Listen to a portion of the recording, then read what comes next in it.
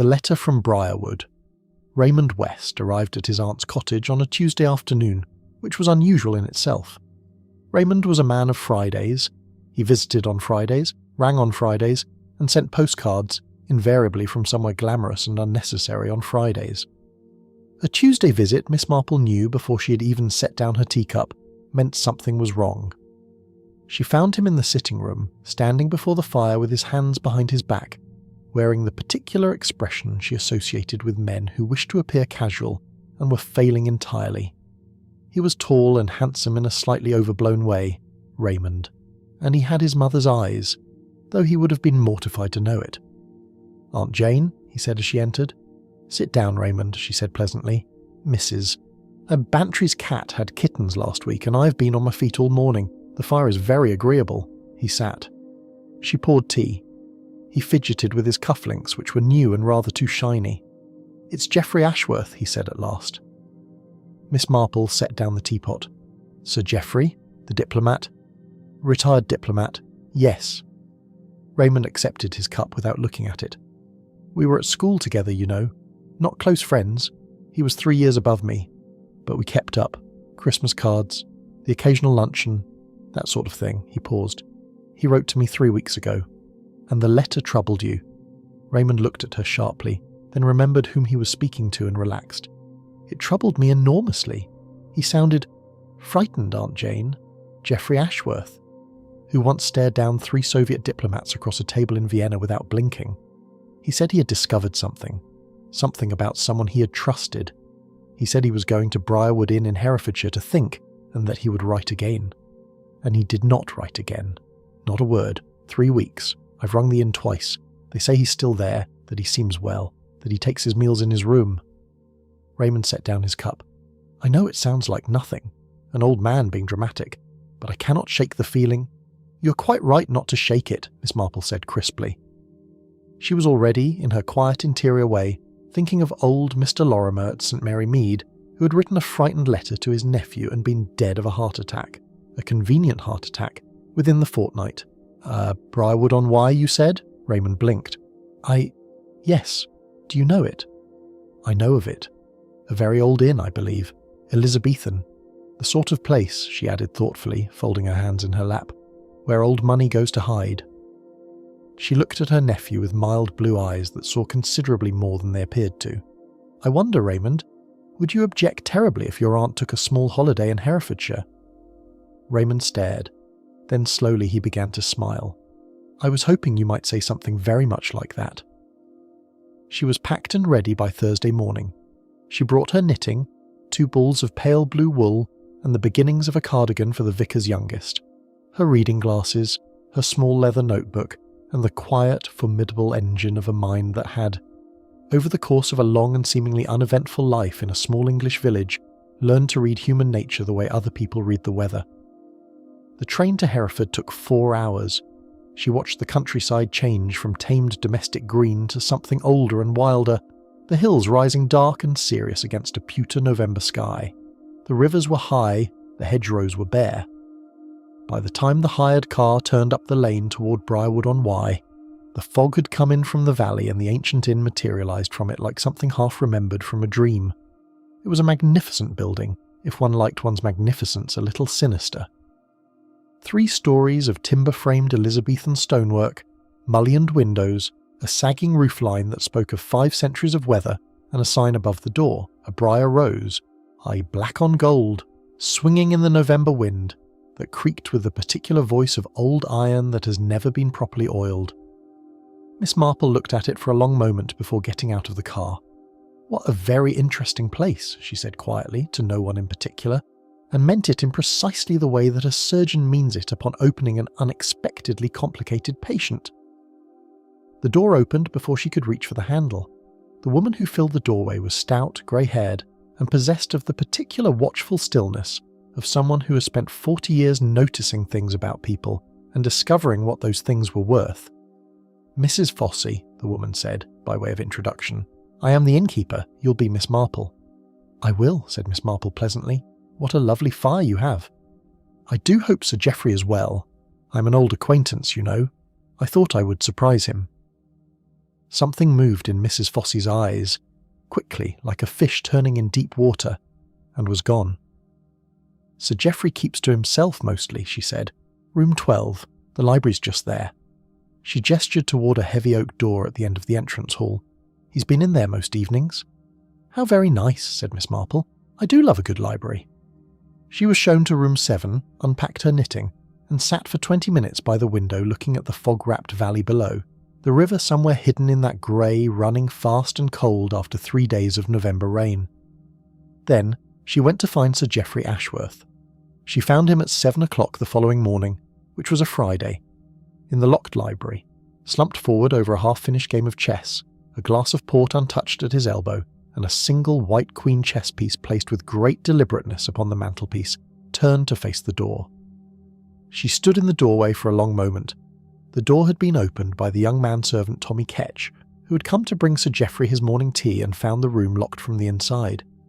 She stood and looked and memorised, while Tommy Ketch went green and Mrs. Foss went rigid, and somewhere outside the river we crept quietly over its banks and began its slow annexation of the surrounding countryside. Sir Geoffrey Ashworth was dead, and Miss Marple, knitting needles still in her coat pocket, had arrived just slightly too late, or, as she would come to think of it in the days that followed, and just precisely in time. The flood came without dramatic announcement, as floods in November so often do. One simply looked out of the window at breakfast and discovered that the lane had become a river, that the low field beyond the garden wall had become a lake, and that the single road connecting Briarwood Inn to the village of Briarwood-on-Wye had vanished beneath 18 inches of cold brown water.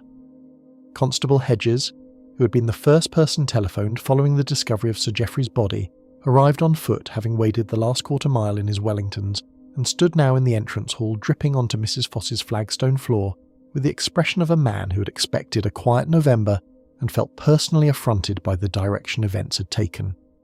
"Heart," he said, when he had looked at Sir Geoffrey. "That's what Dr. Pemberton will say, I shouldn't wonder. The doctor's staying at the Lamb in the village, if we can get a message to him." He looked at the telephone, which had gone silent an hour ago. "Lines are down." "What a great deal of difficulty," said Miss Marple sympathetically from behind her knitting. Constable Hedges had not been informed of who Miss Marple was, and his estimation of her, small, elderly, white-haired, presently knitting something pale blue beside the fire, was the estimation that most people made of Miss Marple on first acquaintance, which was the estimation that she found so very useful. "Quite so, ma'am," he said absently. Then, remembering his duty, "I shall need all the guests to remain available. Not that anyone's going anywhere," he added, with a glance at the window and the drowned lane beyond it. There were, Miss Marple had already established 6 other guests at Briarwood Inn.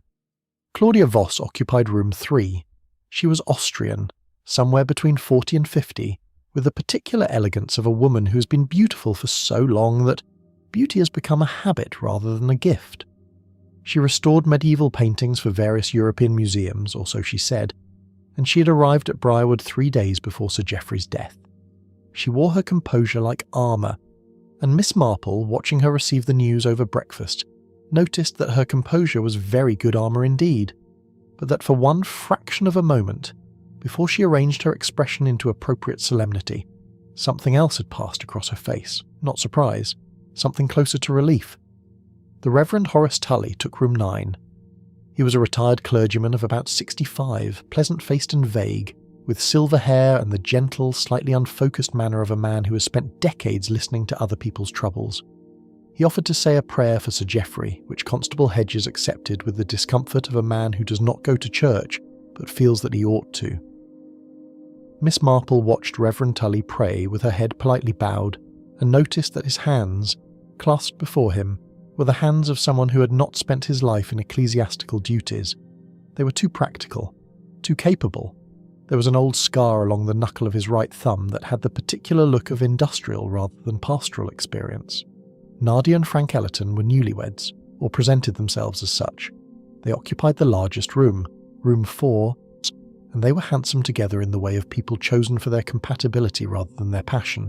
Frank sandy-haired and easy-mannered, Nadia dark and precise and watchful. They held hands at breakfast in the manner of people who remember to hold hands. Miss Marple found this interesting. In her experience, genuinely happy young married couples forgot to hold hands because they were too busy talking. People who remembered to hold hands were usually trying to demonstrate something. Young Tommy Ketch was not a guest, but might as well have been, for he could go nowhere. He was 19, dark-haired, slight, with hands roughened by work and eyes that were too old for his face. He had been at the inn for 6 months. Mrs. Foss clearly relied on him. He was in perpetual motion from the moment the household rose, carrying coal and water and breakfast trays with the dogged efficiency of someone who has always had to make himself indispensable. He had wept when he found Sir Geoffrey, which was natural enough. What Miss Marple found less natural was the quality of his weeping. It was not the distress of a servant who has lost an employer. It was something far more particular, far more personal, and far more desolate. Dr. Pemberton arrived mid-morning, having borrowed a farmer's tractor to cross the flooded lane, and immediately established himself as the sort of man who fills a room with the conviction of his own authority. He was perhaps 55, heavy-set, red-faced, with the hearty confidence of a country doctor who has been right about most things for most of his career, and has therefore stopped questioning whether he might occasionally be wrong. He examined Sir Geoffrey for 12 minutes, emerged from the library and pronounced cardiac arrest with the ease of a man announcing the weather. "Perfectly predictable, I'm afraid," he said, accepting the cup of tea Mrs. Fossey pressed upon him. "Sir Geoffrey had a history of heart trouble. I'd seen him once before, 3 years ago, not surprised in the least." "You had met Sir Geoffrey before?" Miss Marple said pleasantly. Dr. Pemberton looked at her as if noticing her for the first time. "Oh, yes, briefly. A consultation, nothing significant." He turned back to Constable Hedges. "I'll write the certificate." "How perfectly straightforward." Miss Marple said nothing. She was thinking about the chess pieces and about the missing glasses and about the ivy on the library window and about the fact that perfectly straightforward was precisely what this was not. She was also thinking about a woman in St. Mary Mead named Mrs. Plimpton, whose husband's death had been pronounced perfectly straightforward by a perfectly confident doctor, and who had remarried within the year and been very sorry for it afterward. The fire crackled. The rain intensified against the old mullioned windows. The River Wye continued its quiet work of cutting Briarwood Inn off from the world. They were all, Miss Marple reflected, precisely where someone had arranged for them to be. Miss Marple had a habit, when confronted with a problem of any complexity, not of beginning with the smallest things. It was the most reliable method she knew. Large things, motives, characters, histories, were easily obscured by the interested parties. Small things had no interest of their own to protect. She began with the chess pieces. She had examined the board during those first careful minutes in the library doorway, before the constable arrived, before the doctor, before the various guests had assembled in the hall with their expressions of appropriate shock. A half-finished game. White had been playing with reasonable intelligence. Black had been passive, reactive, as though Black's player had been preoccupied with something other than the game. But that was not in itself what had struck her. What had struck her was the position of a black knight on the third rank of the board. Miss Marple had learned chess at the age of 12 from her father, who was a patient teacher and an impatient loser, and had played it intermittently for the 60-odd years since. She knew the geometry of the game, the particular map of possible moves, the positions that could be reached from other positions, the choreography of pieces across 64 squares, and the position she was looking at, the black knight on that precise square, could not have been reached through any sequence of legal moves from a standard opening position. Not in any game that had actually been played. It was the position of a piece that had been placed there by hand. The entire game, she suspected, had been laid out after the fact. Someone had arranged the board to support the appearance of a quiet evening's chess. The second thing was the glasses. Sir Geoffrey's reading glasses, gold-framed, one arm repaired with black tape, the kind of glasses a man keeps for 30 years, were not in the library. Not on the table, not in his jacket pocket, not on any shelf.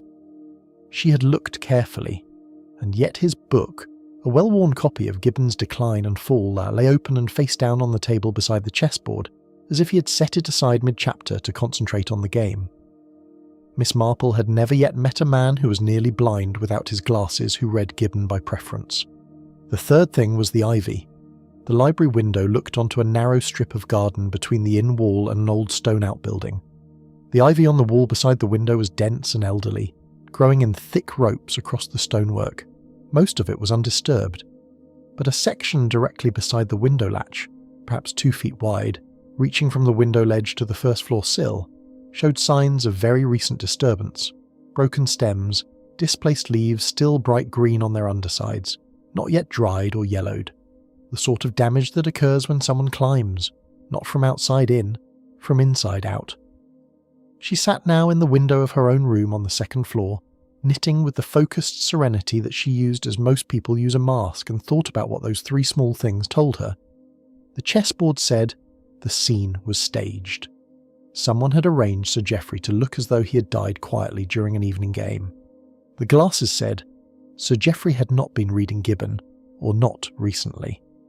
He had been doing something else, or had already been incapacitated before the book was placed beside him. The ivy said someone had left the library through the window rather than the door after the staging was complete.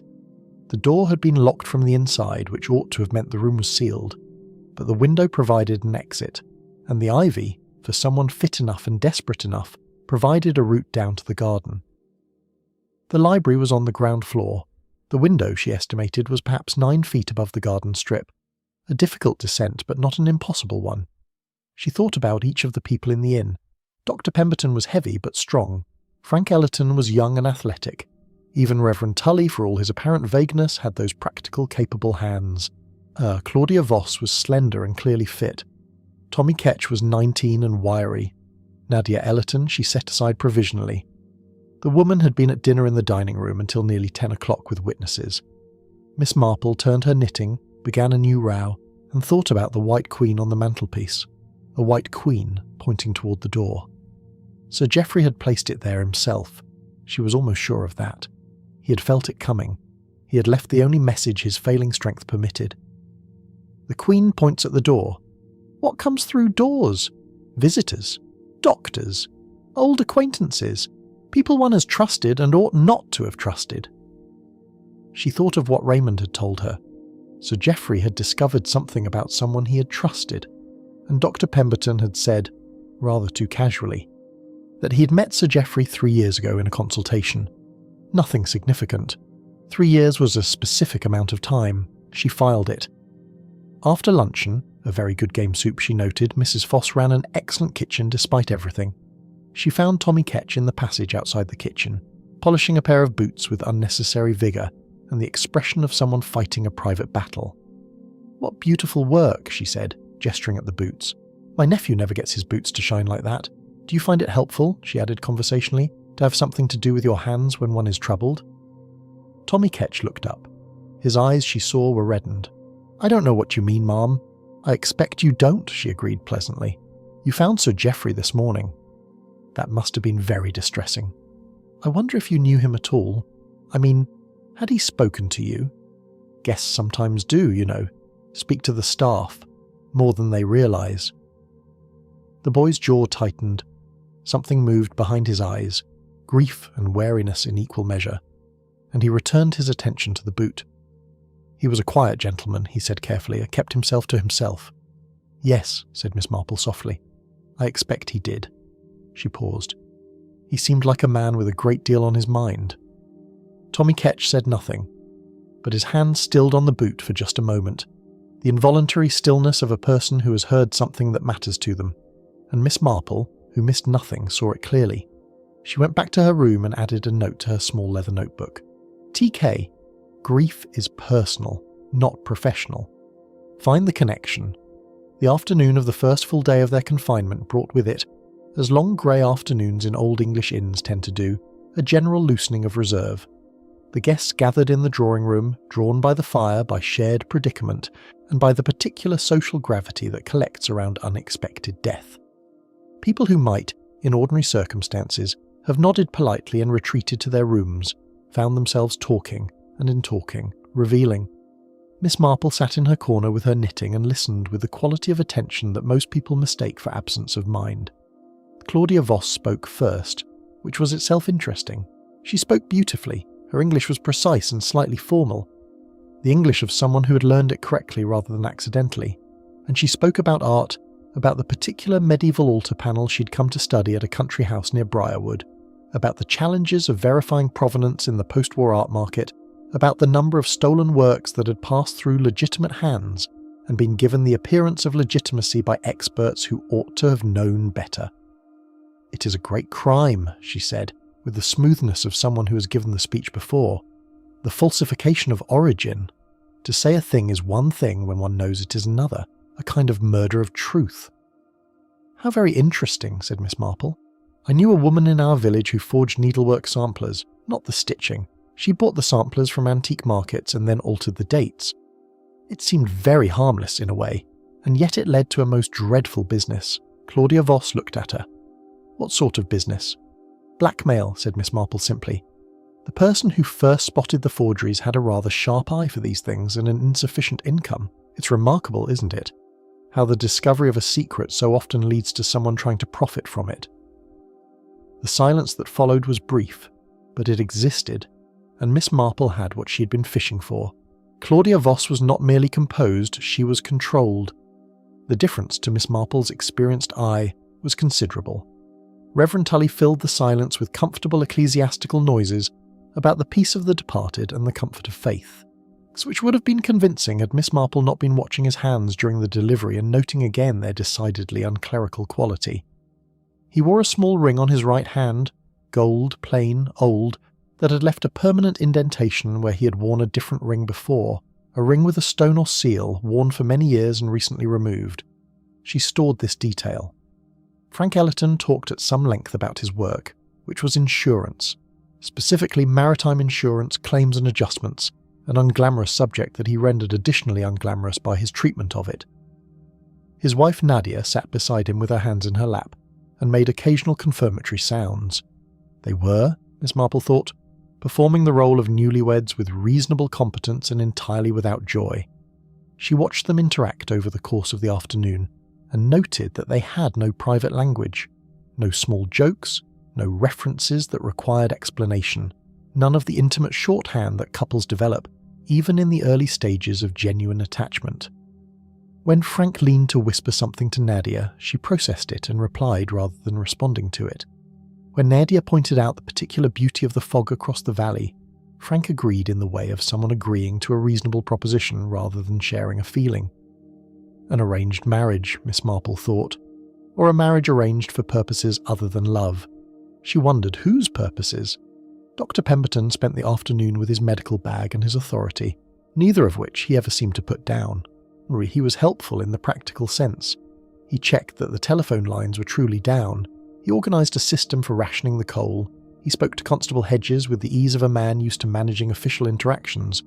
And all of this helpfulness created around him a constant bustle of occupation that had the effect, whether or not intended, of making detailed observation of him difficult.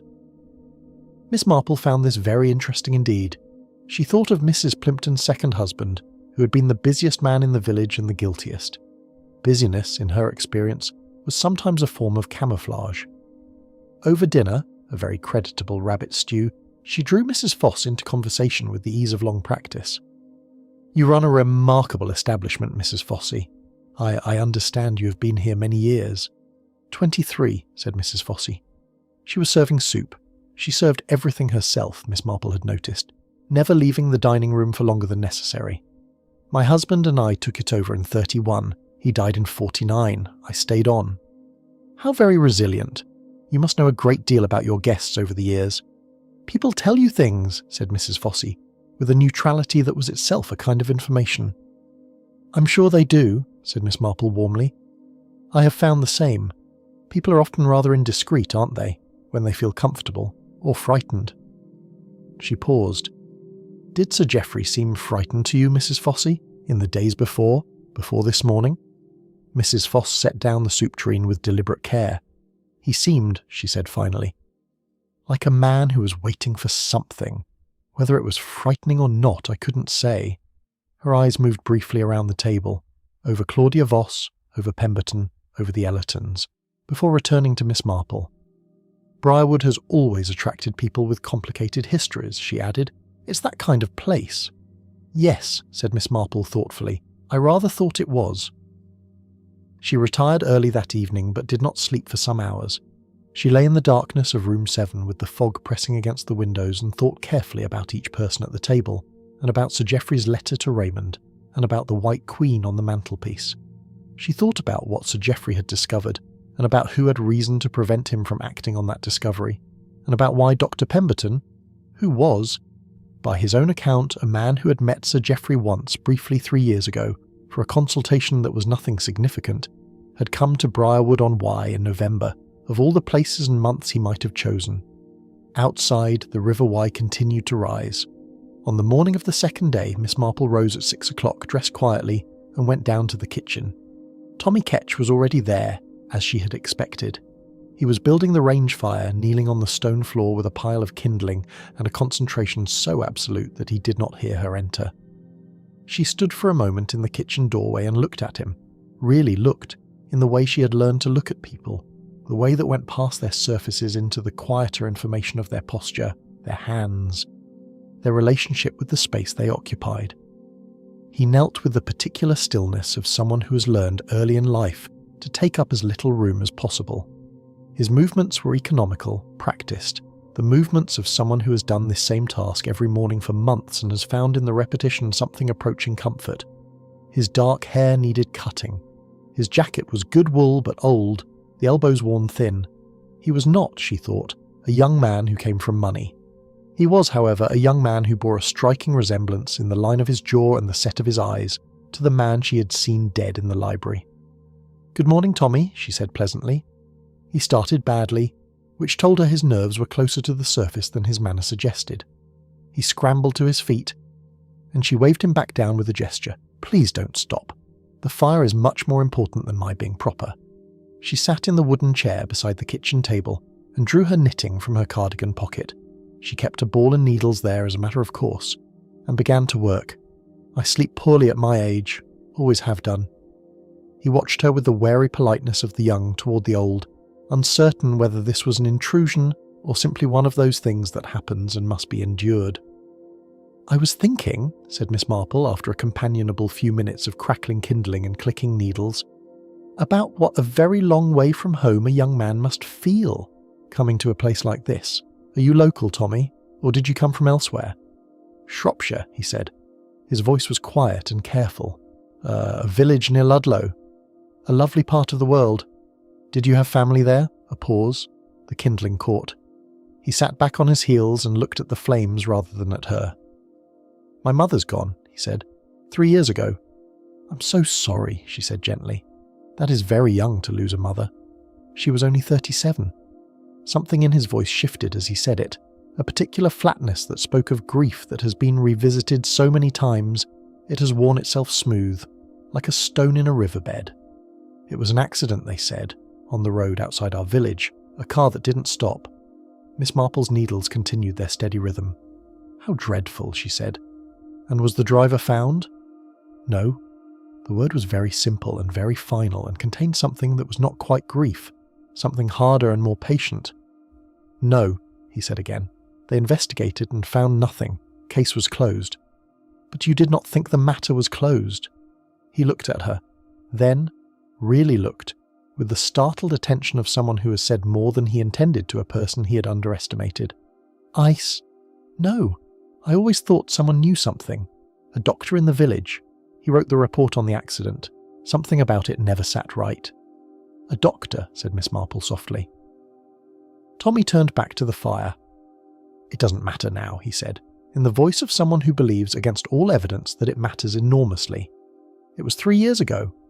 3 years, she agreed. "And yet here you are, at Briarwood Inn, rather a distance from Shropshire." She paused. "Did someone suggest you come here, Tommy?" "Oh, did you find your way here yourself?" The silence was long enough to be its own answer. He began placing larger pieces of coal on the kindling with unnecessary care. "Sir Geoffrey wrote to me," he said at last, so quietly she almost missed it. "Last spring, he said he'd found something, about what happened to my mother. He said to come here, get work here, wait. He said he needed time to be certain before he went to the authorities." Miss Marple set down her knitting. This she'd suspected, but hearing it stated was different from suspecting it. "And did he tell you what he had found?" "He said the driver had been identified years ago by a witness who'd been paid to stay quiet. He said there was a doctor involved. In covering it up, he meant. a doctor who'd written the accident report and made sure certain details didn't appear in it. His hands were very still now. He didn't give me a name. He said he was still verifying. He said to be patient. And were you? I tried to be. He looked up. Who are you? He asked. Not rudely, genuinely. You're not just some old lady on a holiday. No, agreed Miss Marple. I am not. I am the aunt of Sir Geoffrey's friend Raymond West, and I am here because your Sir Geoffrey's letters stopped coming, and some of us noticed, and some of us came to investigate. She met the boy's eyes calmly. Tommy, I believe Sir Geoffrey was killed. I believe he was killed because of what he knew, and I believe the danger is not yet past. I am going to ask you to trust me. Which is a great deal to ask of a young man who has been given very few reasons to trust. But I must also ask you to tell me everything Sir Geoffrey said to you, and everything you yourself have noticed since coming here. Tommy Ketch looked at her for a long moment. Then something in his face, the wariness, the caution, the long habit of keeping his own counsel, shifted, like a lock finally finding the right key. He told her everything. By the second afternoon, the flood had not receded. If anything, it had deepened. The garden wall was now submerged to its top course of stone, and the low field had become indistinguishable from the river, a single expanse of brown water stretching to the tree line half a mile distant. Constable Hedges had attempted to signal for help by means of a lamp from the upper window, but the fog had returned and there was no one visible to signal to. Mrs. Foss, who had clearly weathered worse disruptions in 23 years of innkeeping, organised the situation with quiet efficiency. Supplies were adequate, fires were maintained. She produced meals from her kitchen with the regularity of someone who views chaos as merely a more demanding version of the ordinary. Miss Marple used the afternoon to sit with Claudia Voss. She had considered her approach carefully. Claudia Voss was a sophisticated woman, not easily drawn out by the conversational methods that worked on Tommy Ketch, or the guests who wore their characters closer to their surfaces. She would require a different technique, something that offered her information in exchange for information, so that she felt she was gaining rather than conceding. Miss Marple found her in the first-floor sitting room at the window seat, with a small sketchbook in which she was drawing the flooded landscape with a fine, practised hand. The drawings were very good, observational, precise, with the particular quality of someone who has spent a lifetime training their eye. "What a talented draftsman," said Miss Marple, appearing at her shoulder. "I always envy people who can draw. I can only knit. Though knitting has its virtues, patterns, you know, one can think very clearly while one is counting stitches." Claudia Voss made room on the window seat with the resigned grace of someone who recognises an intended approach and decides to submit to it on her own terms. "Sit down, Miss Marple." Miss Marple sat. They looked at the flood together for a moment. "You knew Sir Geoffrey," Miss Marple said. "It's, not a question." "Did I?" Claudia's pencil moved steadily. "I think so. The way you received the news this morning. Most people, even composed people, show some surprise at unexpected death. You showed relief. I've been thinking about what it might mean, that a person should feel relief at learning someone was dead." The pencil paused, then resumed. "You are very observant," Claudia said, without inflection. "I am very old," said Miss Marple pleasantly. "I've observed a great many things. May I tell you what I think happened, and you can correct me where I am wrong?" She did not wait for permission. "I think Sir Geoffrey knew something about you, something from your past, something that you would have been very sorry to have made public. I think he had used this knowledge, at some point, not recently. Perhaps Sir Geoffrey did not strike me from what I know of him as a man who made a habit of blackmail, but once perhaps under circumstances that seemed to him to justify it. And I think that when you learned he was dead, you felt, before you arranged your face correctly, the particular relief of someone whose secret dies with its keeper." Claudia Voss was quiet for a considerable time. Below, the water moved in slow brown eddies around the garden wall. "I didn't kill him," she said at last. "I don't believe you did," said Miss Marple. "Your relief was the relief of an accidental beneficiary, not a perpetrator. There is a difference, and it is unmistakable." She paused. "But I think you may know something that would help me find who did kill him. And I think you are intelligent enough to understand that allowing a murderer to go free creates its own complications." Claudia turned from the window. In daylight, her face was older than its careful presentation suggested. Not older in years, but older in experience, the kind of face that has absorbed a great deal without showing it. "What is it that you think I know?" she asked. "Tell me about the death certificate," said Miss Marple. A very long pause. 3 years ago, Claudia said finally, her voice stripped of its elegance, become something more direct. "I was in England. I was working in Shropshire, a private collection. There was an accident on the road near the village. A woman was killed." She looked at her hands. "I had been drinking at a house party that evening. I should not have been driving. I was driving. I did not see the woman until it was too late." Miss Marple was very still. "I stopped," Claudia said, and her voice was carefully without self-pity. "I know how that sounds, but I stopped. I did not know what to do. I was not thinking clearly. A car came. A man got out. He saw what had happened. He was a doctor," he said. "He told me to go, that he would handle matters, that it had been an accident and I should go before anyone saw me." "And you believed him?" "I was frightened. I believed him. I drove away." She closed the sketchbook. 3 months later, the doctor contacted me. He had, as he put it, managed the situation. There was no criminal record, no report of a fleeing driver. The accident report recorded a single vehicle incident. The woman apparently had stepped into the road. He had done this, he said, for my sake, but he would need some assistance from me over the years, my expertise, my connections in the art world. Attributions, you understand, certifications of provenance for items whose provenance did not bear close examination. Miss Marple nodded slowly. "And Sir Geoffrey?" Geoffrey had been in the Foreign Office.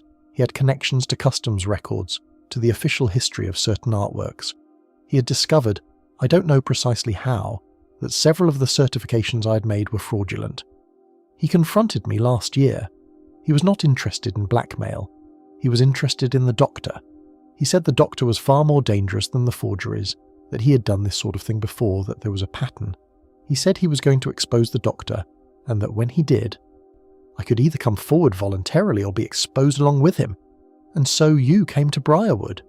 I came to speak to Geoffrey, to ask him to give me more time, to ask him to let me find another way. She looked at her hands again. He was alive when I left him on Thursday evening. He was drinking his port. He had the chessboard set out. He said he intended to make a clean breast of it regardless, but that he would not go to the police until Monday, to give me the weekend to think. What time did you leave him? 8:30, perhaps 8:45. And the chess game? Was it set up as you left it, Claudia thought? They were not playing. The pieces were in their starting positions. He said he played through famous games alone sometimes to think, a habit he had had for years. Starting positions, Miss Marple noted. Not the mid-game arrangement she had found on the board. Someone had moved the pieces after Claudia left. Someone who had needed the chess game to look like a quiet evening's play. "The doctor's name, Claudia," she said gently. Claudia looked at her steadily. "Pemberton," she said. "His name is Pemberton." Miss Marple spent the hour before dinner sitting with her notebook and a fresh cup of tea, arranging what she knew into order. She believed, the shape of it now. Dr. Pemberton had caused or covered the death of Tommy Ketch's mother, likely the former given the care with which the accident report had been managed. He had then used that management as leverage over Claudia Voss, enlisting her expertise in the service of what she described as art fraud, stolen works, false provenance, the quiet black market that had flourished in post-war Europe as displaced artworks found their way into private hands and then back into legitimacy through corrupt certification.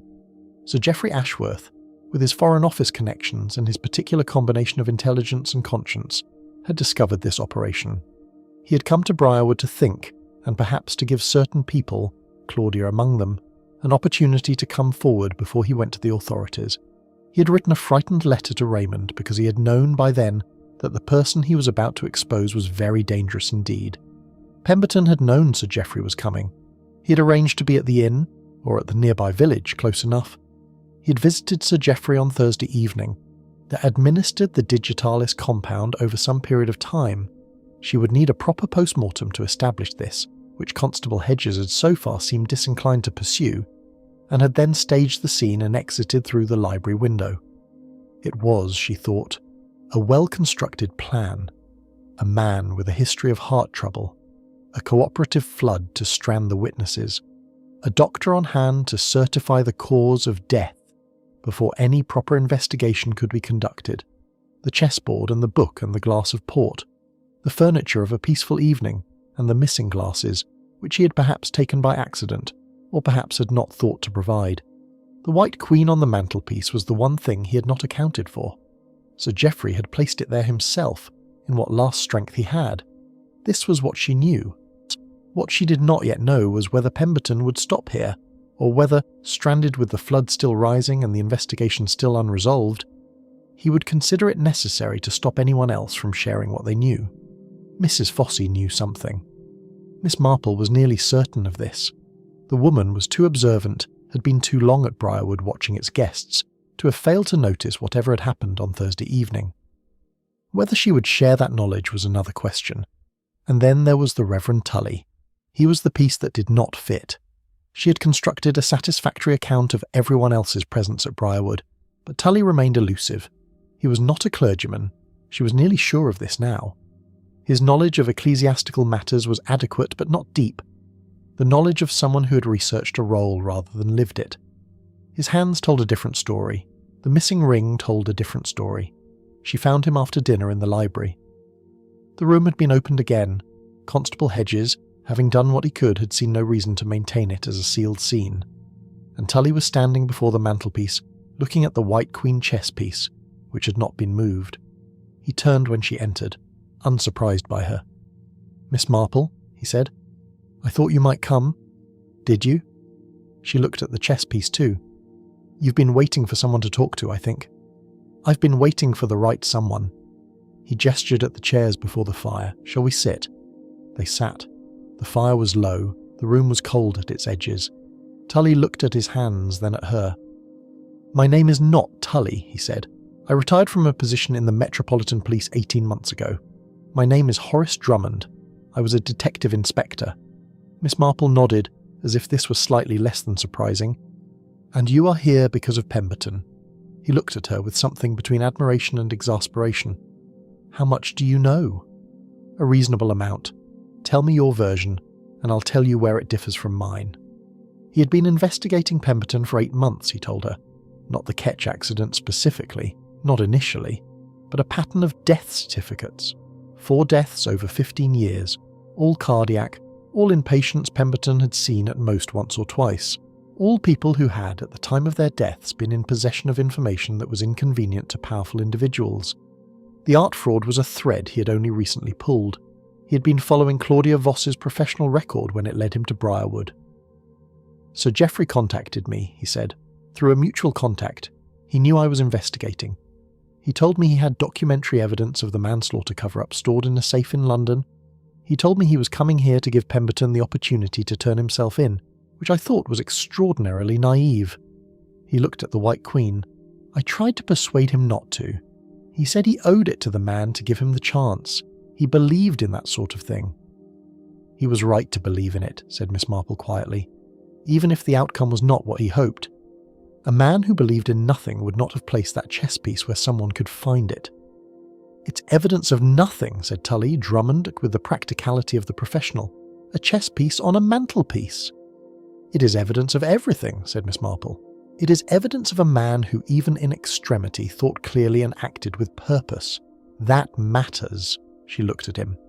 "You cannot prove Pemberton's guilt without the post-mortem and without the documents in Sir Geoffrey's safe. You cannot get either while the flood holds us here. What you can do is ensure that nothing further happens to anyone else in this house." He looked at her steadily. "You think he'll try again? Mrs. Foss saw something. I believe she knows what happened on Thursday evening. And Pemberton is a man who has managed inconvenient witnesses before." She rose, straightening her cardigan with the composure of someone who has said everything necessary. "I suggest, Mr. Drummond, that you keep very close to Mrs. Foss tonight." He rose too. "And you?"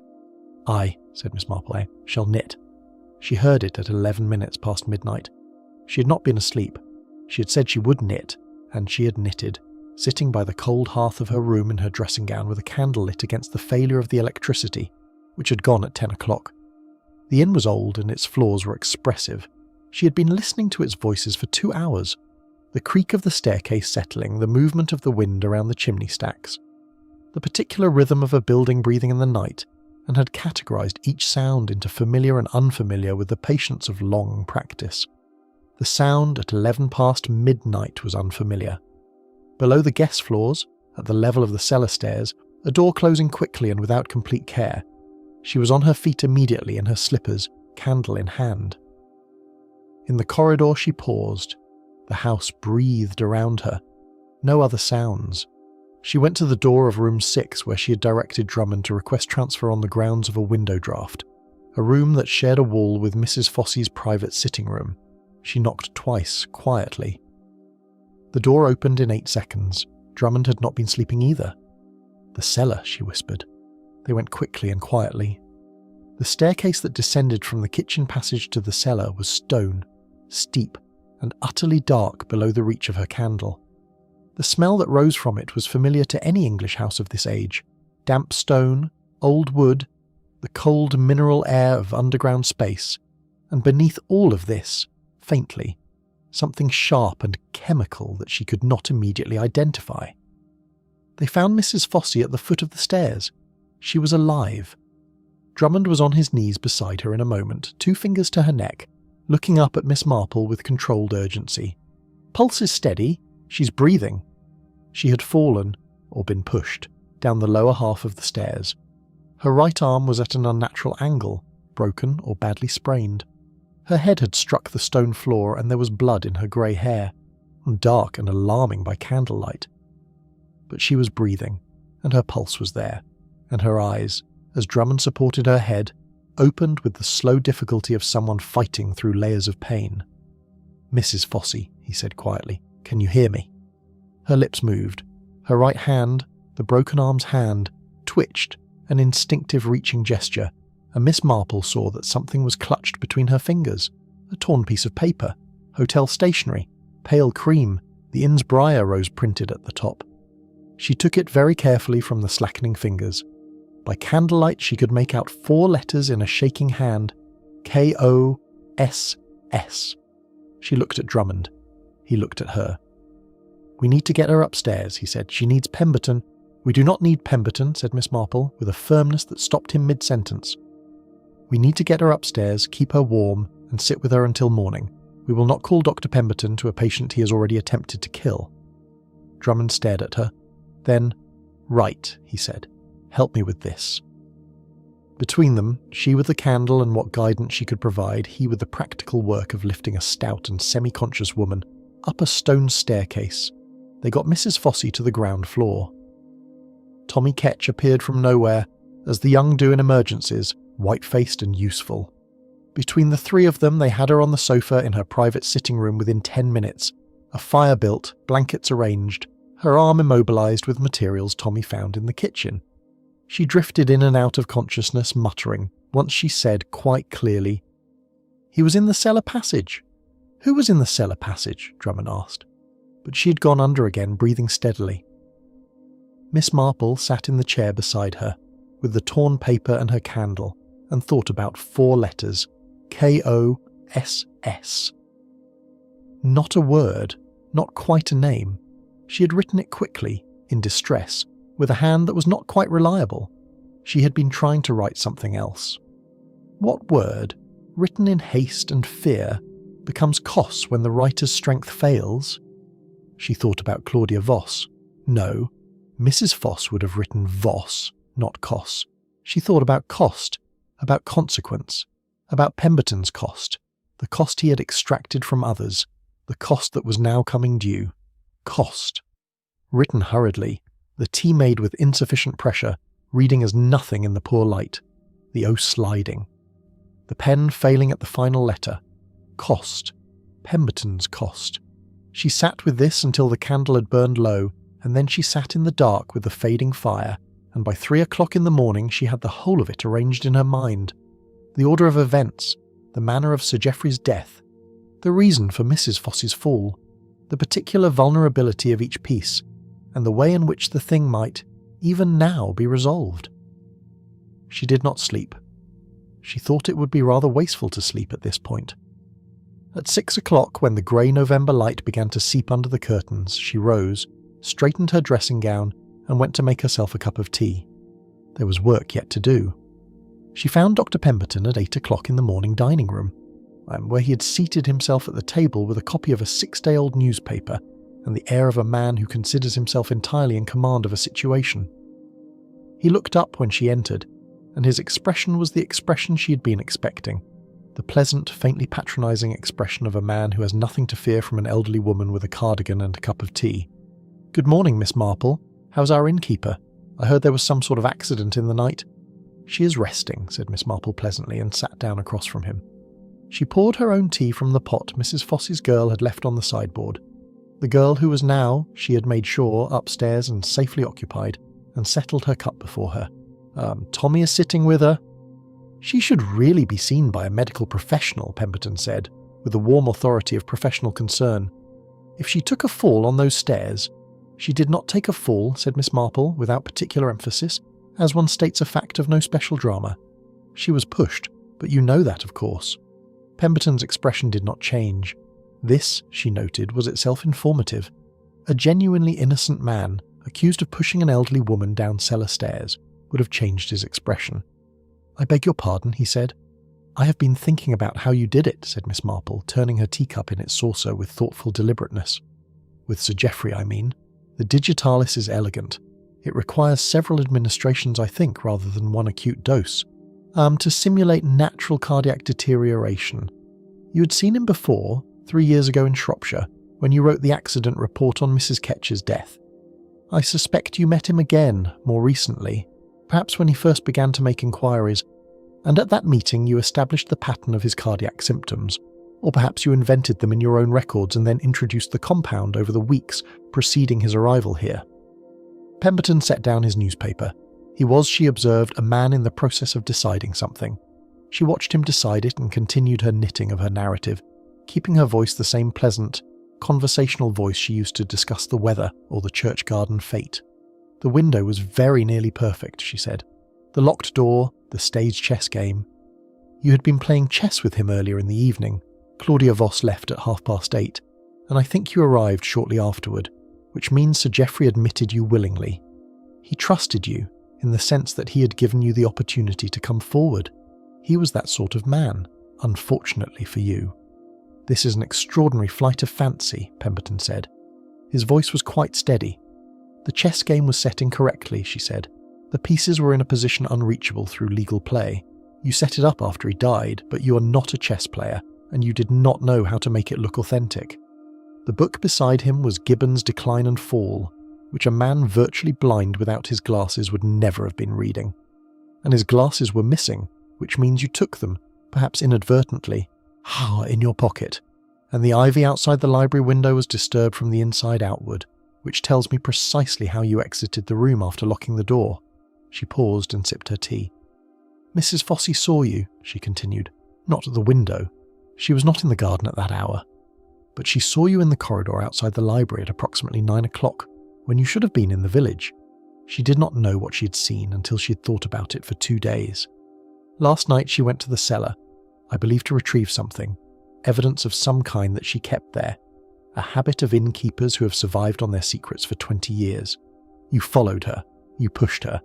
She tried with the last of her strength before she lost consciousness to write the word cost, by which she meant your cost, the cost you impose on others, the currency in which you have always dealt."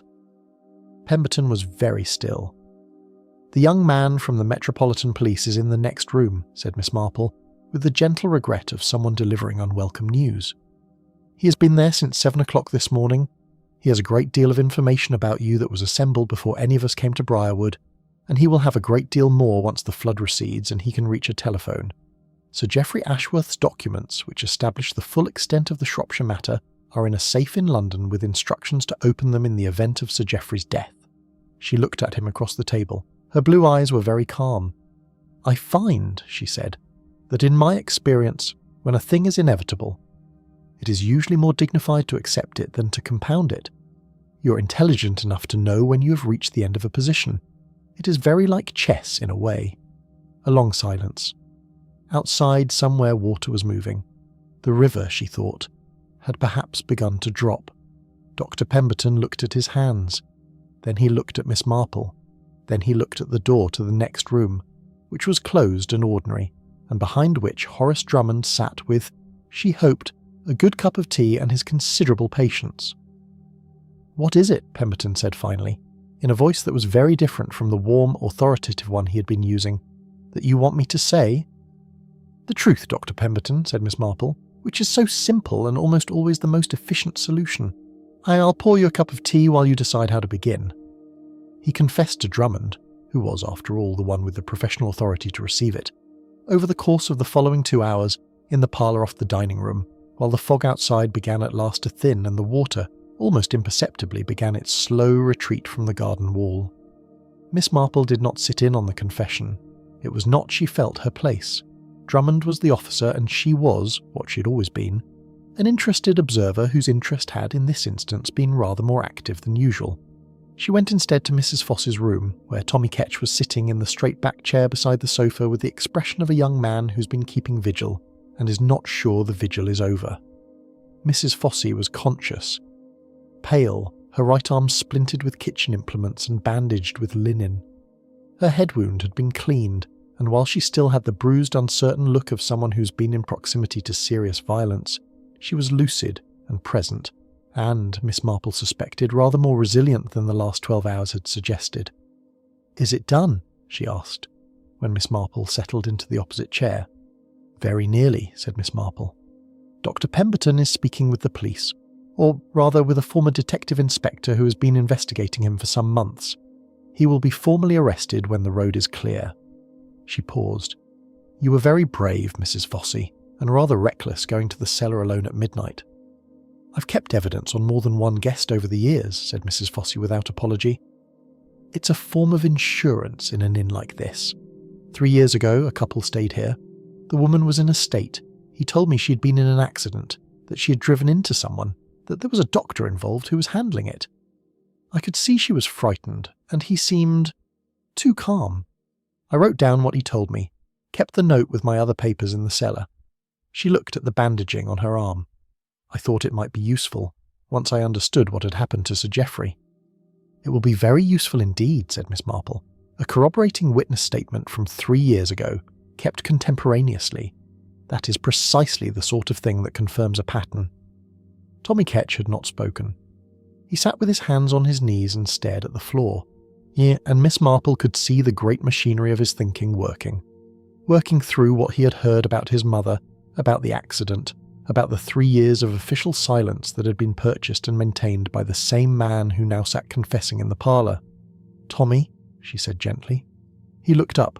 "The man who covered up your mother's accident will face justice for it. Not the same justice as for Sir Geoffrey.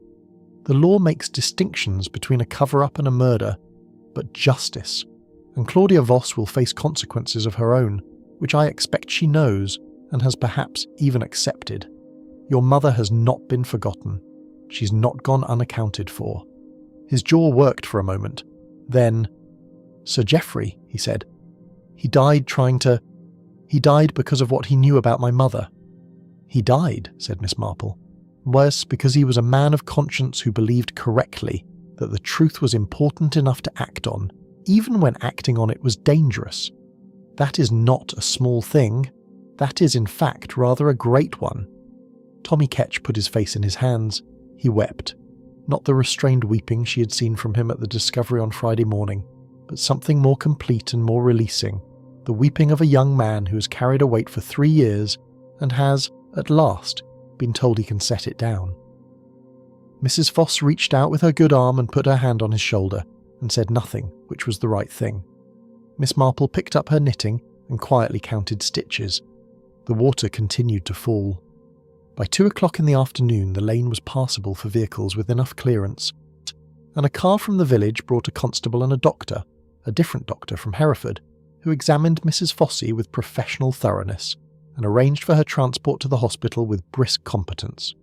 Drummond used the village constable's radio to contact his former colleagues, and by 4 o'clock a proper police vehicle had made it through the water, with 2 officers from Hereford, and Dr. Pemberton was formally cautioned and taken away. He went quietly. She had thought he would.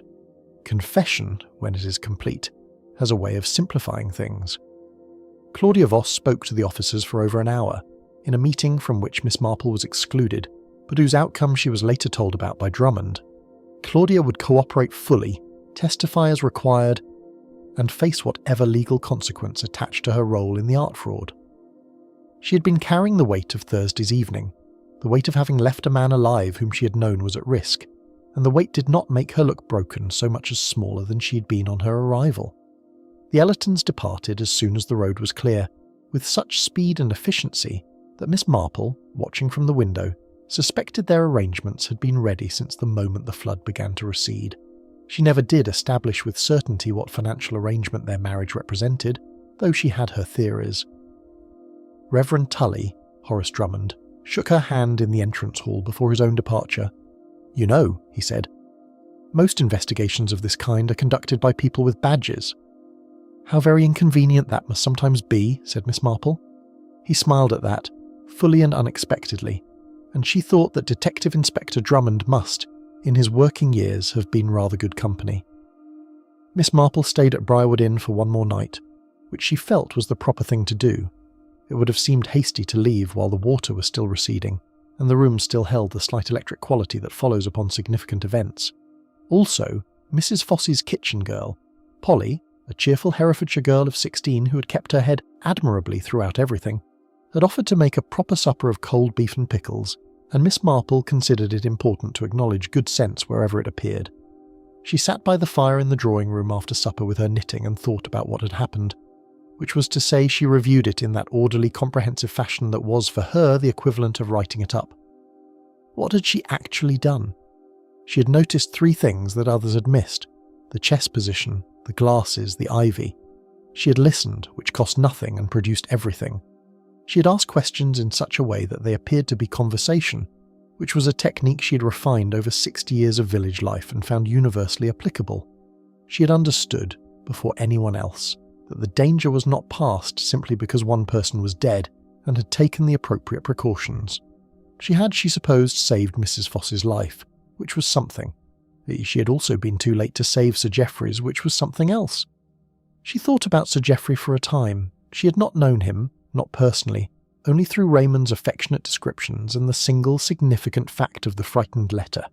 But she felt she knew him, in the way one comes to know people through the traces they leave behind. The chess piece on the mantelpiece, the careful hospitality extended to Claudia Voss, giving her time to decide, the letters to Tommy Ketch, the long months of patient verification before he acted. He had been a man who did things carefully and well, and at some cost to himself. That was worth remembering. Tommy Ketch came to find her at 9 o'clock, when Polly had cleared away and the fire had been built up against the November cold.